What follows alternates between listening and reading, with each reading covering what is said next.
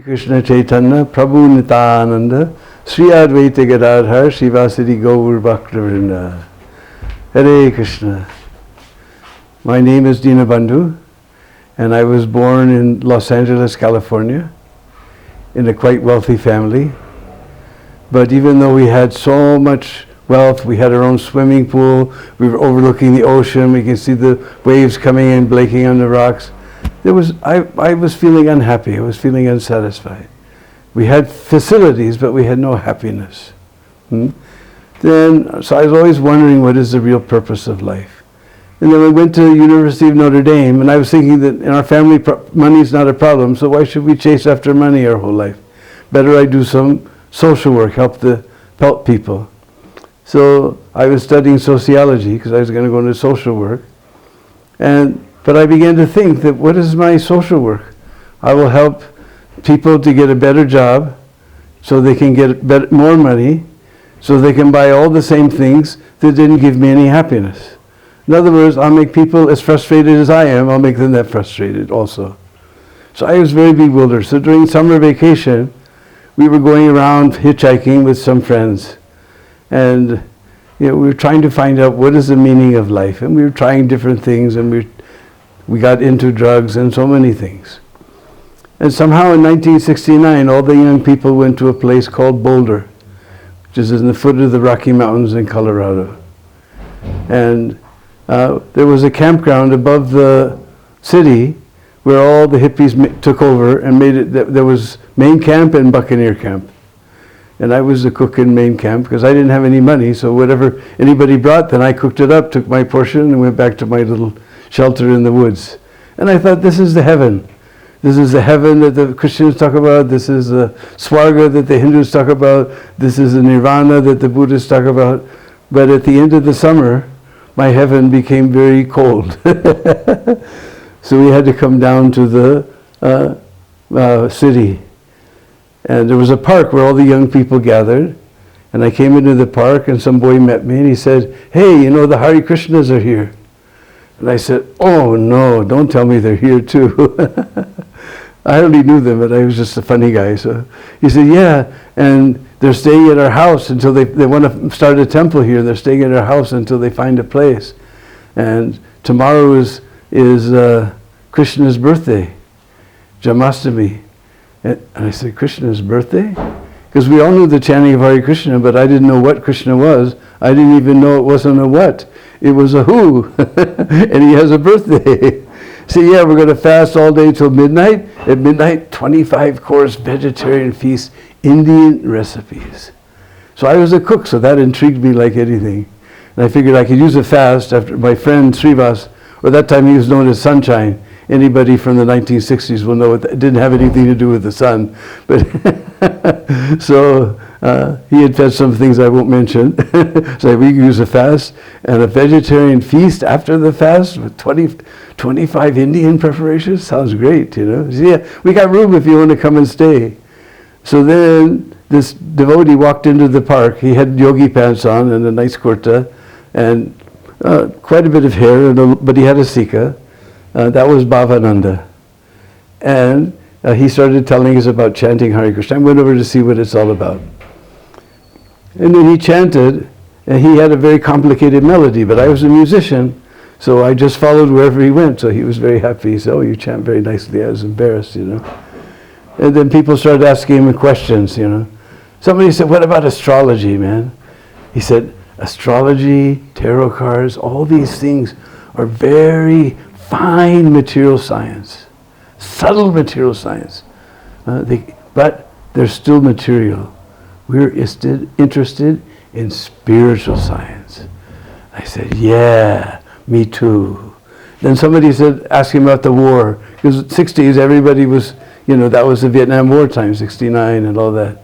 So he said, "Yeah, you go to the peace march and you chant peace, peace, peace, and eat hot dogs and hamburgers, which are a product of violence. When there's violence in your own life, how do you expect to bring peace in the world?" I said, "Wow, this guy is heavy, you know." And then this old beat-up 1947 green Ford pickup truck pulled up at the other end of the park. And an American girl got out wearing a sari. And I said, wow. And he said, oh, Bhavananda said, I'm very fallen, but here comes my wife. She's a saint. And I saw this girl walking across the park with the sari, the end of the sari was blowing in the wind. I said, a saint. I'd never seen anything so pure. Because up in the mountains, we just rip off all our clothes, and that was it, We were crazy people. So I said, wow, a saint, So then he said, yeah, we're going back to the cabin. Because they were staying in a cabin outside of Boulder where these hippies had rented, and they let them stay. And they said, I'm coming too. He said, it's okay. It's all right. So but then sunshine came, and he had a piece of watermelon. And the boy who invited us to stay in the cabin, he said, well, everything they eat first they offer to Krishna.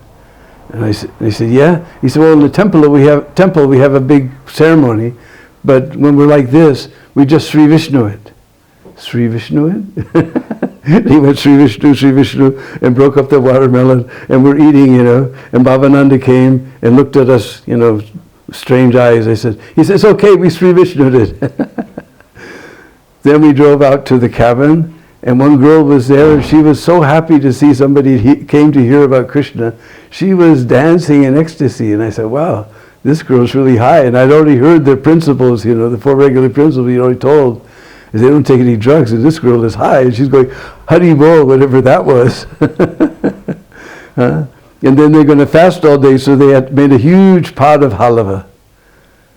And I said, what's halava? And they pointed to this silver-plated plate, that you could see the silver was peeling off, and the brass underneath was there. Because we didn't have any money in those days, so we just had this old silver-plated plate.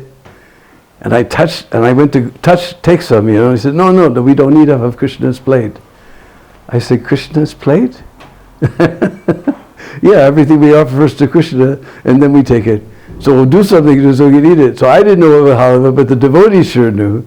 And we sat down on the floor, and they gave us each a piece of wax paper. We didn't have any money. We needed to buy paper plates, wax paper. And devotees are going, mercy, Prabhu. And I ate this halava, and wow. I never tasted anything like that, Then the next morning they gave me a copy of Bhagavad Gita as it is, a little old blue one, about 300 pages, Now there's 1,000 pages, but Macmillan edited out 600 pages, And I started reading, and all the questions in my mind, just in Prabhupada's preface, all those questions were answered, And Prabhupada gave examples. He said, just like you have a bird in a bird cage. You can make the cage out of silver, you can make it out of gold, just imagine at today's prices. You can put a TV set, you can do anything. But unless you give food to that bird, he's not going to be happy. So this body is a cage, inside is living this little bird soul. You can do so many things for this body, but unless you give some nourishment to the soul, he'll never be happy, And then devotees explained that nourishment is the chanting of the Hare Krishna mantra, very simple. So I was just amazed. And then I was in the kitchen helping, because there wasn't so many rules and regulations. I had hair all over the place, everything, And they had something golden liquid called ghee. I'd never seen such a thing. And they put it in a pot, and they heated it up, and they rolled out these pieces of dough, flat as a piece of paper, and they dropped them in that ghee. And they blew up like balloons. I said, wow, this is magic cooking. Anyway, we fasted all day to midnight. Midnight there was this huge feast. And Bhavananda was, take more, this spiritual food, we can't waste it, I never tasted anything. Potatoes, cauliflower, and sour cream, garanga potatoes, and sweet rice, and halava, and all these things, and poppers, and then there was this one sweet, and Bhavananda picked it up, called a gulab jamun, and he popped it in his mouth. He first says, you know how to eat this? I said, no. And he threw the whole thing in his mouth. And I said, well, if he can do it, I can do it. And I popped this whole thing in my mouth. And, I thought, wow, this is never going to end. I made it. I'm in the spiritual world, because he told in this material world. And that I'd already seen. That was my experience. Everything gets dull. When I was a little kid, the commercial on the TV was smoking more, enjoying less, smoking more, enjoying less, come up to cool. And Prabhupada said, there's fire, and they're saying cool. So he said, but in a spiritual sky, sight is always heightening. He go like this, you know. I go like that, you know. And taste is always heightening. Smell is always heightening. Touch is always heightening. Sound is always heightening, you know. And I said, but Bhavananda, aren't we all God? He said, oh, you are God, and how you have forgotten. And that was our whole philosophy. We would get intoxicated and we say, wow, I'm God, you're God, we're all God. Look at all these foolish people, they don't know they're God, you know. And then the next morning he said, well, I had it all figured out last night, but how did it go? You know? And I said, but are we all God, Bhavananda? He said, oh, you are God, and how you have forgotten. Same question we used to ask, how does all these people miss it, you know? But I never realized the import. I said, wow, yeah, you know. And he said, but Bhavananda, isn't it all talking nonsense? Because my friend Srivas and I, we would speculate at the speed of the mind in the mountains. And we'd always come to the conclusion, it's beyond words. Then why did you say that? There's nothing to be said. Then why did you say that? And then Bhavananda said, yes, unless you're chanting Hare Krishna, or you're talking about Krishna. That is a transcendental sound vibration that will liberate your consciousness from this material platform. And I was very happy because even before I was a devotee, people said, you don't tell stories, you tell movies. So I wasn't going to stop talking, but our philosophy, the end of all our speculation was, it's beyond words, you know. So, and then I would lean back against this cabin wall, and my stomach hurt so much, and half of my brain says, you can't move. The other half said, if you could move, where will you go? As soon as you walk out that door, birth, death, disease, and old age, and you stay here chanting, dancing, and feasting, and eternity, bliss, and knowledge. It's not even a question of becoming a devotee or not. It's obvious, you know. So right on Janmashtami night, I decided to become a devotee.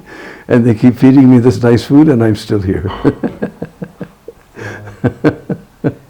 How was your encounter with Srila Prabhupada? Okay, they sent me to LA to get initiated. And that was in the old La Cienega temple. So they didn't have a place for Prabhupada to stay. So he stayed in an apartment, and he came in the morning. He gave, you know, for Darshanartik. Then he gave class. And after the class, he always had kirtan. He had his gong and he'd do kirtan. We don't do that anymore, but we did that. Prabhupada always after class there was kirtan, you know. And so we came around noontime, so we were going to see Prabhupada till the next morning. But it was Saturday night. So Saturday night meant LA devotees all went to Hollywood Boulevard. So in the evening we all packed up and went down to, you know, drove down to Hollywood Boulevard.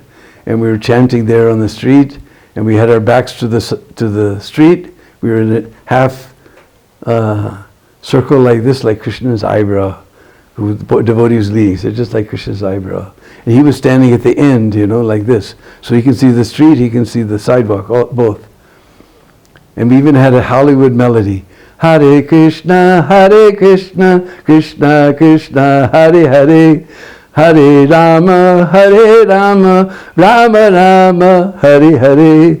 And he played so fast. He said, we don't want to leave any gaps for Maya to enter. So he was chanting away. This was Vishnujan. He was Brahmachari then, later became Vishnujan Swami. And Prabhupada said he would chant his way back to Golok. His chanting was divine. And he was chanting, and all of a sudden his eyes got very big. And he fell on the sidewalk and went, Prabhupada. So we didn't see anything in front of us because we had our backs to the street. Something behind us happened, you know. And we turned around, and now you know how old I am, because Prabhupada was there in a Ford Admiral. You've probably never even heard of a Ford Admiral. Prabhupada was there. He had his hand in his bead bag, and the pure devotee was making pranams to us. He was so grateful. Prabhupada was so grateful that we were pushing on Lord Chaitanya's Sankirtan movement in this degraded place called Hollywood. Prabhupada was so grateful. He was making pranams to us, and we were embarrassed, you know, because we crashed Yamaraj's hard drive, you know, and there's a pure devotee making a reverences to us, you know. We wanted to pull up the sidewalk and hide, you know, so we all hit the street. And I told this story in Vrindavan one time, and Gargamuni was there. Said, yeah, that night, Prabhupada asked me to take him to Hollywood Boulevard and see the devotees pushing on Lord Chaitanya's Sankirtan movement in this terrible place, you know. So just that night, you know, Prabhupada came. Then the next day we got initiated. Because Sunday feast, they would, you know, they always do the initiations on Sunday feast so that the guests could come and see a big fire sacrifice and everything. So. And that was one of the last initiations where Prabhupada did everything. He sat on the floor with us. There was a big stage. There was little tiny Rukmini, Radha Krishna those days. Then there was Panchatattva picture above that was Lord Jagannath. And then there was one of the very first Vyasa-san, you know, the umbrella over top and velvet and gold and everything. Prabhupada was, you know, so he sat down on the floor with us around the fire sacrifice, you know. And those days, he chanted on the beads right in front of you. You handed your beads to Prabhupada right in front of you. After that, he would chant on them in his room, and then he'd just put them on the microphone, and then they would just hand them out like that. So, and it wasn't that you went to the temple store and bought some Tulsi beads from Loy Bazaar. We went to Tandy Leather Company, because the hippies used to string beads on leather straps. So, Prabhupada was chanted on my beads, and I watched him, and it was like pearl necklaces in his hand. And then he said, how many rounds? I said, 16. And then he said, what are the rules and regulations? I said, no meat eating, no illicit sex life, no gambling. And my mind went blank, and I froze, and I couldn't think of anything. Then some brahmachari behind me said, no drugs, no intoxication. And Prabhupada said, yes, no LSD. And then he laughed at his own joke. He said, so your name is Deena Bandhu? Deena Bandhu means friend of the humble. And I guess my face looked funny from forgetting one of the regular principles. The Prabhupada said, it is all right? I said, oh yes, Prabhupada, it's wonderful. So those are my first encounters with Prabhupada. And you stayed in LA temple, or you went? No, I went back to Boulder. And then later, myself and a devotee, Mahanananda, started the Dallas Temple in 1970 sometime.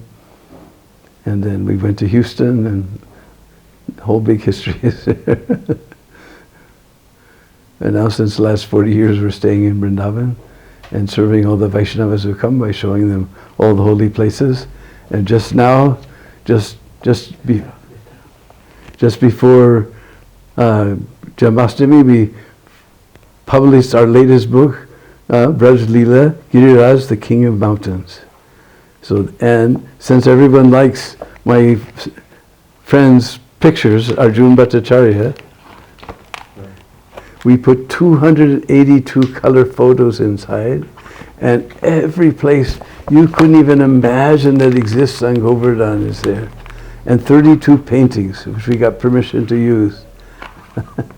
And 530 pages of nectar. And it's available on Amazon. Hare Krishna.